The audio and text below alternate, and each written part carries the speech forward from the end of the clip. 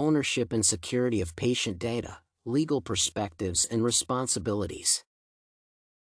Laws regarding the ownership of patient data. From the point of view of the safety and integrity of patient data, ownership is an essential issue as it can affect approaches to security and access control.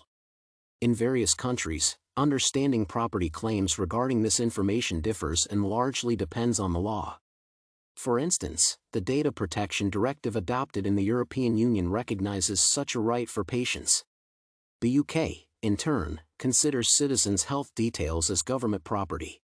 In the United States, tangible records belong to the organization that created and collected them. However, the situation with electronic records is more complicated, and the laws focus more on their management. As a result, the ownership issue is more uncertain, and opinions may differ. The influence of ownership on healthcare information access. Ownership may affect how information is handled and what security measures are utilized. U.S. laws, such as HIPAA, regulate the use of data, and following them, patients do not have full rights since, in some situations, disclosure is necessary. At the same time, healthcare workers collect and exploit health data in their work, while patients are eligible to access records and can control their transmission. Moreover, medical personnel must protect the data that people entrusted them.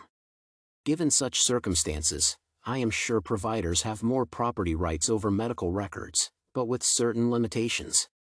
Such a distribution of ownership rights for patient information has its advantages. For example, providers can effectively leverage data, share it during treatment, and coordinate storage and protection efforts. Rights over records support standardization and interoperability efforts for exchange and contribute to service quality. While there is a risk of data abuse, with a responsible approach by staff, it is preventable, and info will be more protected.